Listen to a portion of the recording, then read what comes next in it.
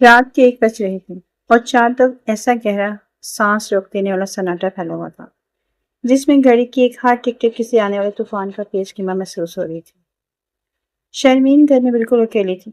خوف کے مارے اس کا دل اتنی تیزی سے دھڑک رہا تھا جیسے سینے کی پسلیاں توڑ کر باہر آ جائے گا۔ گھر والے اس یتیم لڑکی کو اکیلا چھوڑ کر شہر کے ایک بڑے میرج ہال میں شادی کی پرتعش تقریب میں شرکت کے لیے گئے ہوئے تھے۔ ان کے لیے شرمین کی موجودگی یا غیر موجودگی کبھی اہم نہیں رہی تھی، اس لیے اسے ویران گھر کی چوکی داری کے لیے تنہا چھوڑ دیا گیا تھا۔ وہ ڈرائنگ روم کے صوفے پر ٹانگیں سمیٹے بیٹھی خود کو دلاسا دینے کی ناکام کوشش کر رہی تھی کہ اچانک صحن میں کسی بھاری چیز کے گرنے اور شیشہ ٹوٹنے کی آواز خوفناک آواز آئی۔ شرمین کا خون جیسے لمحوں میں جم گیا، جسم کا پورا سانس حلق میں اٹک گیا۔ وہ ہمت جمع کر کے کانپتے قدموں سے کھڑکی کے پردے کی طرف بڑھی ہی تھی کہ اچانک شیشے کا دروازہ زور سے کھلا اور ایک لمبا پوری طرح زخمی نقابپوش نوجوان لڑکھڑاتا ہوا اندر داخل ہوا۔ اس کے سیاہ کپڑے جگہ جگہ سے پھٹے ہوئے تھے اور پہلو سے خون تیزی سے بہہ رہا تھا، جبکہ ہاتھ میں ایک چمکتی ہوئی پسٹل تھی۔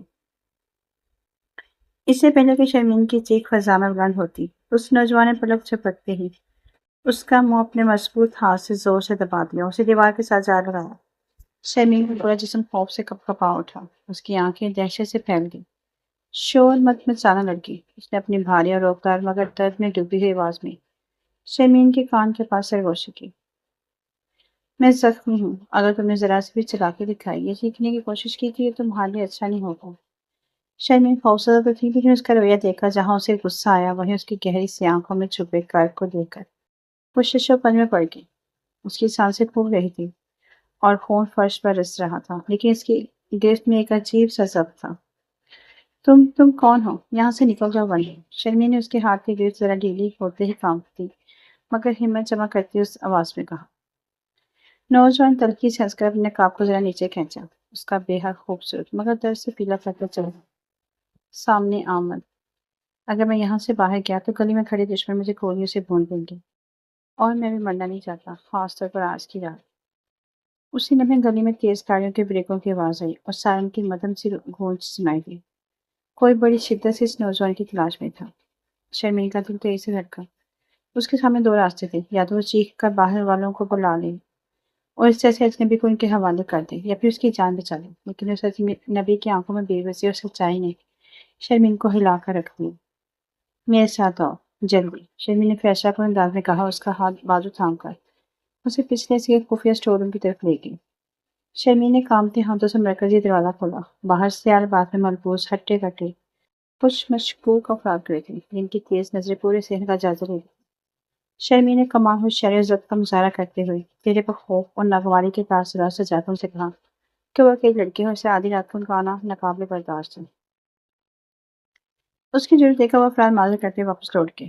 جب وہ واپس اسٹور میں پہنچی تو اجنبی کی حالت مسلسل خون بہنے کی وجہ سے خراب ہو رہی تھی اور وہ نیند بے ہوشی کے عالم میں تھا۔ شرمین نے کسی طرح سے سہارا دے کر اندرونی کمرے تک پہنچایا۔ اس کے پاس بینڈیج کا تھوڑا بہت سامان تھا، جس کی وجہ سے اس نے نہایت احتیاط سے اس کے زخم کو صاف کیا، مرہم لگایا، پٹی باندھی۔ پوری رات شرمین نے اجنبی کے سرہانے بیٹھ کر گزاری، کبھی اس کے ماتھے پر ٹھنڈی پٹیاں رکھ دی تو کبھی اس کی مضطرب سانسوں کو سن کر اس کے بکھرے بال سے ہار دی۔ اس پرخطر اور خاموش رات کے گھنٹوں میں جہاں ایک طرف باہر طوفانی سناٹا تھا، وہیں شرمین کے اندر ایک عجیب سی تبدیلی جنم لے لی تھی۔ اس اجنبی کا دلکش اور بارعب چہرہ، اس کی آنکھوں میں چھپی گہری داستان، اس کا شرمین کے قریب ہونا، ان سب نے مل کر شرمین کے معصوم دیکھنے کا انجانا جذبہ جگا دیا۔ اسے احساس ہی نہیں ہوا کہ کب وہ اجنبی کی ڈاڑھ بنتے بنتے اپنا دل اس سے ہار بیٹھی تھی۔ صبح کا پہلا بھوک پھوٹنے سے ذرا پہلے نوجوان کو ہوش آئے۔ اس نے اپنے زخم کی نفاست سے ہوئی پٹی دیکھی اور پھر باہر پاس ہی گہری سوچ میں ڈوبی شرمین کو۔ اس کی آنکھوں میں ممنوعیت اور ایک خاص قسم کی چمک ہو گئی۔ اس نے اٹھتے ہوئے شرمین کی طرف دیکھا اور ایک نیا مسحور کن مسکراہٹ کے ساتھ بولا، تم نے نہ صرف میری جان بچائی بلکہ مجھے ایک نیا مقصد دیا ہے۔ میرا نام زاویہ ہے اور میں اپنا قرض کبھی ادھورا نہیں چھوڑتا۔ اس سے پہلے شرمین کچھ کہہ پاتی، زاویہ نے اپنی جیب سے ایک مخصوص نفیس چاندی کی گٹھی نکال کر میز پر رکھی اور شرمین کی آنکھوں میں گہرائی سے دیکھتے ہوئے دھیرے سے کمرے کی کھڑکی سے باہر غائب ہو گئی۔ شرمین اس خالی کھڑکی اور میز پر رکھی انگوٹھی کو دیکھتی رہ گئی۔ اس کا جسم تو وہیں تھا مگر روح زاویہ کے ساتھ جا چکی تھی۔ دوپہر کے قریب اس کے تایا اور چچی شادی کی تقریب سے واپس لوٹے۔ گھر میں داخل ہوتے چچی کا طلب اور طنزیہ رویہ حسب معمول شروع ہو گیا۔ ارے واہ محترمہ، تو یوں آرام فرما رہی ہے جیسے سارے گھر کا کام ہم کر کے آئیں گے۔ چچی کی آواز سن کر شرمین چونک اپنے خیالات سے باہر آئی اور جلدی سے انگوٹھی کو اپنے دوپٹے کے کونے میں چھپا دیا۔ کچھ دن گزر گئے مگر شرمین کا دل کسی کام میں نہیں لگتا تھا۔ وہ دن رات کھڑکی کے پاس بیٹھ کر گلی میں زاویہ کے لوٹ آنے کا انتظار کرتی۔ ایک دن اچانک گھر کے باہر چند بڑے اور قیمتی گاڑیاں آ کر رکیں۔ پورے محلے میں شور مچ گیا۔ تایا اور چچی حیران و پریشان باہر نکلے۔ گاڑی سے ایک نہایت باوقار اور امیر ترین خاندان کی خاتون ان کا عملہ اترا اور سیدھے ان کے غریب خانہ گھر میں داخل ہوئی اور انہوں نے بغیر کسی تمہید کے کہا، ہم اپنے اکلوتے بیٹے کے لیے آپ کی بھتیجی شرمین کا ہاتھ مانگنے آئے ہیں۔ تایا اور چچی کے سانپ سن گیا۔ جس چتنی بچی کو وہ بوجھ سمجھتے تھے اس کے لیے اتنے بڑے خاندان سے رشتہ۔ چچی نے حسد و حیرت سے پوچھا، لیکن آپ لوگ شرمین کو کیسے جانتے ہیں؟ اسی وقت آخری بڑی گاڑی کا دروازہ کھلا اور اس میں سے سیاہ سوٹ میں ملبوس وہی باروق اور دلکش شخص باہر نکلا۔ زاویہ۔ وہ سیدھا اندر آئے۔ اس کی نظر سیدھی شرمین پر جم گئی۔ اس کی آنکھوں میں وہی پرانی چمک، ایک دم ہنگامہ محبت تھی۔ میں نے کہا تھا نا میں اپنا قرض کبھی ادھورا نہیں چھوڑتا۔ میں اپنا وعدہ پورا کرنے آیا ہوں شرمین۔ تایا کے چہرے پر زاویہ کے شان و شوکت دیکھ کر خوشی کے بجائے شدید حسد اور غرور کے لکیریں اوپر آئیں۔ وہ نہیں چاہتے تھے کہ یہ یتیم بے سہارا لڑکی جو پرسوں ان کے رحم و کرم میں تھی، اتنے بڑے اور امیر گھرانے کی بہو بن کر ان سے آگے نکل جائے، جبکہ ان کی اپنی بیٹی اب تک غیر شادی شدہ تھی۔ تایا نے ذرا سے جھجک کیے بغیر اپنے لہجے میں سختی لاتے ہوئے کہا، معذرت کے ساتھ، ہم اپنی بھتیجی کا ایسا کسی بھی اجنبی اور غیر معروف خاندان میں نہیں کر سکتے۔ ہم نے اس کی شادی اپنے قریبی رشتے دار کے ہاتھ طے کر رکھی ہے، اس لیے آپ لوگ واپس جا سکتے ہیں۔ یہ سن کر چچی کے چہرے پہ ایک شیطانی مسکراہٹ آ گئی، جبکہ شرمین کے قدموں تلے سے زمین میں اتر گئی۔ اس کی آنکھوں میں آنسو کہنے لگے۔ اس نے بے بسی سے زاویہ کی طرف دیکھا۔ زاویہ کے چہرے کے تاثرات لمحوں میں سرد اور سنجیدہ ہو گئے۔ اس کی گہری سی آنکھوں میں عجیب سی تہمتانہ پرجوش چمک ابھری۔ اس نے ایک قدم آگے بڑھایا اور تایا کی آنکھوں میں آنکھیں ڈال کر بولا، میں نے کوئی التجا نہیں کی ہے، میں اپنا حق مانگنے اور اپنا وعدہ پورا کرنے آیا ہوں۔ شرمین بھی اس زندگی کا حصہ بن چکی ہے اور اس فیصلے کو بدلنے کی طاقت اب کسی میں نہیں۔ تم ہوتے کون ہم سے اس لہجے میں بات کرنے والے؟ اپنے گھر کا راستہ نہ پا، تایا نے غصے سے چلاتے ہوئے کہا۔ زاویہ نے خاموشی سے اپنے کوٹ کی اندرونی جیب سے ایک انتہائی اہم اور محرمانہ دستاویز کی فائل نکالی اور تایا کی طرف ڈال دی۔ ان کاغذات کو غور سے دیکھ لیجیے۔ زاویہ کی آواز میں برف سے ٹھنڈک تھی۔ آپ کی کمپنی پر جو لاکھوں قرضہ ہے اور جو غیر قانونی زمین پر آپ کا گھر بنا ہوا، ان تمام جائیدادوں کے قانونی حقوق اب میرے پاس ہیں۔ اگر میں چاہوں تو 1 گھنٹے کے اندر آپ کو اور آپ کے خاندان کو سڑک پر لا سکتا ہوں۔ تایا کا رنگ زرد پڑ گیا اور چچی کے ہاتھ پیر پھول گئے۔ وہ بوکھلا کر کاغذات کو دیکھنے لگی جس پر زاویہ کی کمپنی کے دستخط اور سرکاری مہر ثبت تھے۔ زاویہ نے شرمین کی طرف دیکھا جس کی آنکھوں سے خاموش آنسو بہہ رہے تھے۔ وہ دھیرے سے اس کے قریب آیا سے بولے، میں نے تم سے کہا تھا نا شرمین کہ تمہاری حفاظت کرنا اور تمہیں ہر غم سے نکالنا میری ذمہ داری ہے۔ تم میرے ساتھ چلو گی، اس قید خانے میں رہنا پسند کرو گی؟ شرمین نے اپنی نظریں اٹھائی، اپنے تایا اور چچی کے لالچی خوفزدہ چہروں کو دیکھا۔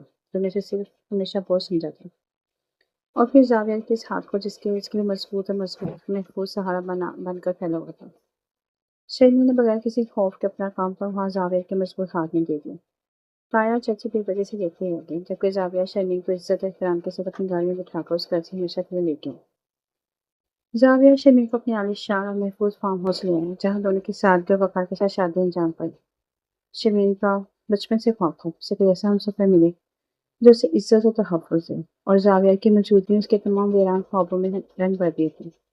شادی کے ابتدائی چند دن کسی حسین خواب کی طرح گزرے۔ زاویہ کا رویہ شرمین کے ساتھ انتہائی نرم، محبت بڑا خیال رکھنے والا تھا، لیکن شرمین کی تیز نظر جلد ہی محسوس کرنے لگی کہ اس کی زندگی میں کوئی راز پوشیدہ ہے۔ زاویہ کے پاس اکثر دیر تک مختلف خفیہ نمبروں سے فون آتے جن پر وہ انتہائی ناپ تول کر اور کوڈ والے فال میں بات کرتا۔ اس کے نجی کمرے میں ہمیشہ لاک لگا رہتا تھا اور رات کو سوتے وقت بھی اس کی پسٹل اس کے تکیے کے نیچے ہوتی۔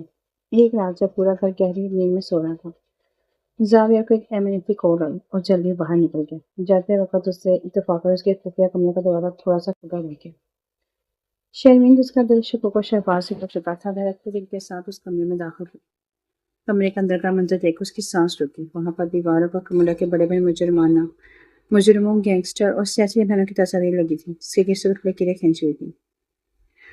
میز پر انتہائی جدید خفیہ مواصلاتی آلات، پاسپورٹ، فرضی شناختی کارڈ، دیسی غیر ملکی حقائق رکھے ہوئے تھے۔ اسی نامے میز پر رکھی ایک سرکاری دستاویز پر شرمین کی نظر پڑی جس پر بڑا لکھا ہوا تھا، اسٹیٹ انٹیلیجنس ایجنسی، خفیہ قومی ایجنسی فور کمانڈر زاویہ خان۔